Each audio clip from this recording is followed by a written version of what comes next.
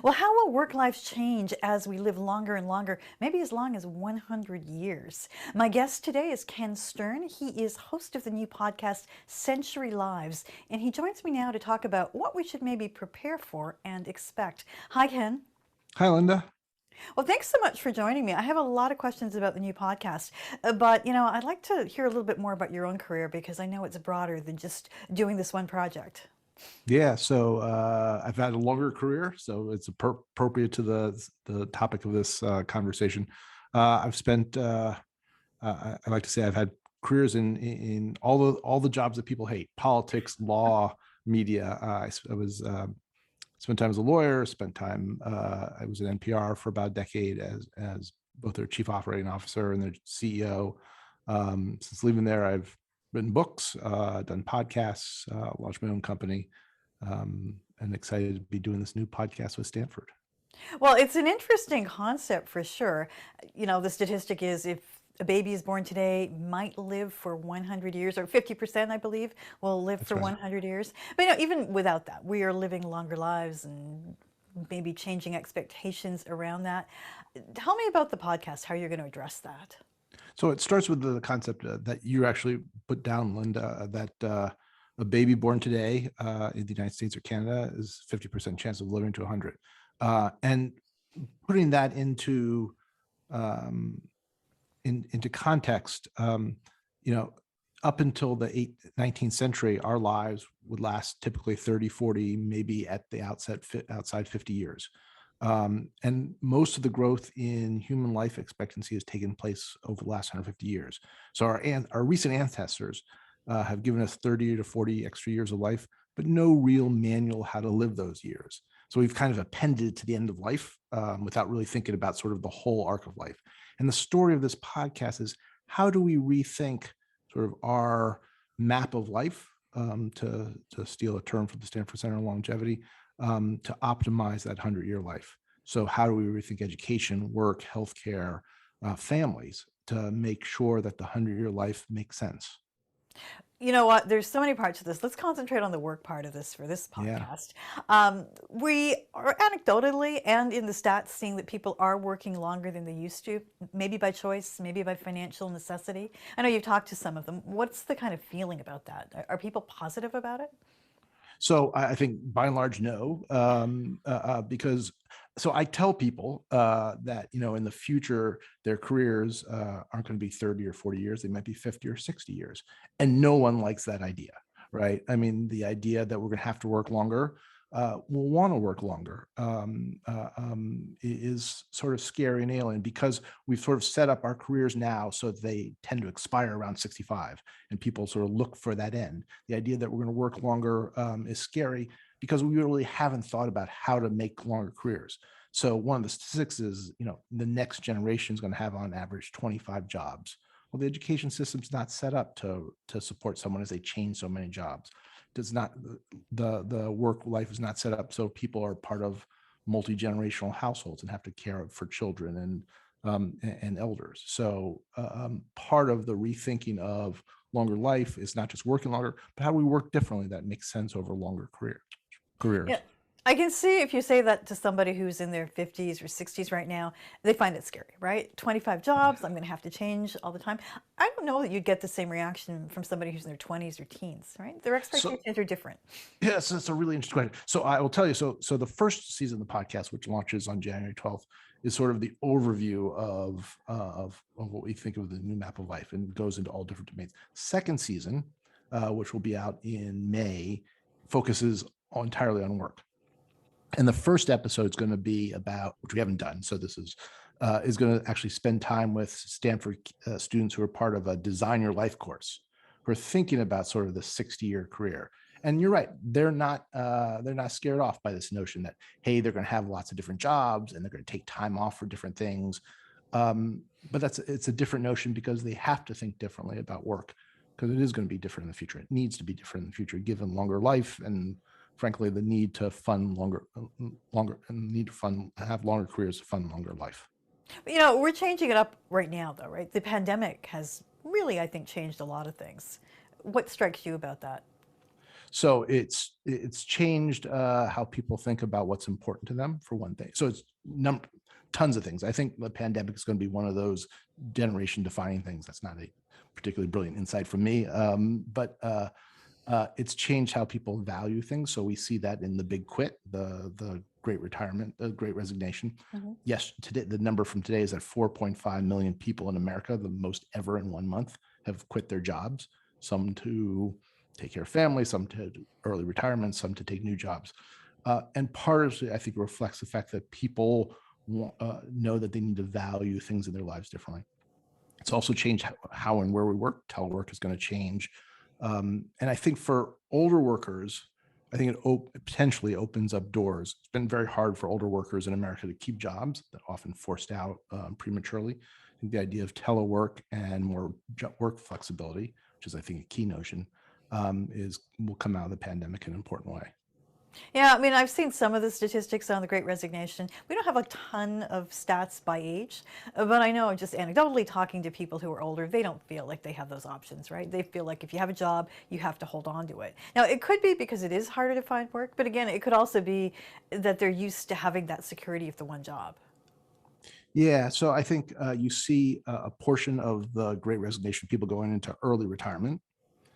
Some of that I think is by choice, some is not. But I do think, right, that older workers have a more difficult time finding new work. That's sort of clear on statistics over a long period of time. If older workers are laid off, it takes them much longer than younger workers to find new work. So I think you're right. I think you're right, Linda, that older workers are probably, you know, clinging to work more because they're going to have less choice So if and we're less time talking, to make up for it. Yeah. Yeah. sorry, now if we're to rethink this, if we're thinking about these longer careers or work lives, whatever you want to call them, a lot of things are going to have to change, right? You mentioned educational institutions. What do you see there? Yeah, so let's sort of take a step back, and the notion, Linda, that right now we sort of have a three-stage life. We're educated till we're 18 or 21, we work till we're 60 or 65, and then after that we retire and die. I mean, that's sort of basically the sort of the structure of life. Pretty grim sounding there. Um, that's not going to work in the future, and it's already broken down. I mean, you can't have 25 different jobs, and over the course of 50 years rely on what you learn when you were 16, 17, 18, 19. So the education system is going to need to um, change in order to provide people lifelong learning. And you already see that there are actually a million adult certificate programs out there in the United States, sort of the Wild West, to fit this need. But what you don't see, and what we spend a lot of time is thinking about, how does sort of the existing institutional players, universities, colleges, respond and help educate people over the course of life. Some schools do think about that. Purdue, for instance, calls it Purdue for Life. And they really try, and Arizona State does something similar, really try to educate people over the course of life. But that's a very minority view among sort of important institutional players. So our education episode and our thinking about education is, how do you encourage and support people who need to learn over the course of longer work lives? It means they're rethinking for the institutions too, because their big offering, the prestige thing, is the degree, right? You got your BA or BSc or MBA or whatever from this institution, and you're done, and that's great. And apparently, it's not going to matter that much. I mean, it already doesn't in a lot of ways, but credentialism, I think, arguably, is going to come under some scrutiny. Yeah, it already has, right? I Okay, mean, you can see that in a lot of the conversation about diversity. And the truth of the matter is, if you think about what you learned, I mean, I'm 58, what I learned in college 37 years ago, not terribly relevant to what I do today. It's still an important piece of paper that I wave around, but it's not as critical. It's not as critical to who I am and what I do. And that's going to, and sort of the attenuation that's going to continue over the course of longer careers. But what you're saying, Linda, I think is right, which is sort of existing players, the major universities, the top tier universities, are pretty successful in what they do. They make tons of money off of undergraduates, and they have large endowments. They're not as interested in others as sort of rethinking the system that does so well for them today. Okay, so does that mean they will have more competition? I mean, you're already seeing this. We're seeing online courses and, boot camps for tech and everything else. Is this all going to blow up? It's not just about older workers, right? It's about everything changing. Yeah, I think it's already happening. So, I think right now we see the first echoes of major institutional change. And in our podcast, we bring in Mitchell Stevens from Stanford, who talks about some of those changes that are already going on. So you see the Googles and Microsoft, Facebooks, which are actually doing their own credential systems, basically saying, we don't care that you went to, UCLA. We want you to be credentialed in what we do. And we don't care whether you didn't go to UCLA. And so that's happening in the tech world. You see tons of community colleges and other sort of new players moving in, but it's a little bit of the Wild West that consumers don't actually know what they're buying. And they don't know the economic value of it, and they don't know what to do with it. I mean, there are literally a million different credential programs in the United States alone. So part of this is like, how do you bring order and certainty to the system of lifelong learning like that you have for you have now for undergraduate learning? Ken, how does this relate to lifelong learning? If people are not really sure about coming back to school, I mean, maybe they never went in the first place, how do you get them to even think this way, that this is important, that it's not just you did it and you're done? Yeah, so part of this is this whole concept, the new map of life, and our podcast is really about reframing how people think about life. For the last 100 years, we've been told that we should stuff all of our learning into the first quartile of life. Part of this is a sort of social change to understand that if you're going to have longer careers and longer life, you need to learn over the course of longer life, or you're not going to be competitive. You're not going to have the job and careers that you want.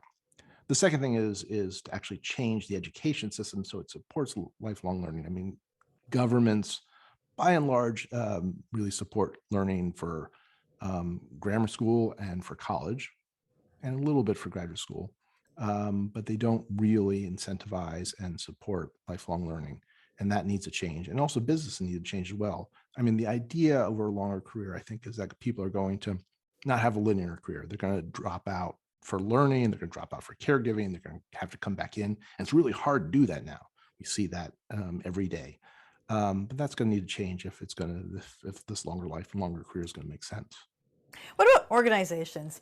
Are they thinking about this sufficiently? I know, they say they are, and we have people who are perhaps changing things up in terms of, their work as they get older. But is this really on the agenda yet? I think by and large, no. I think companies and other sort of key players think very sort of about training and supporting learning in a very sort of tactical way.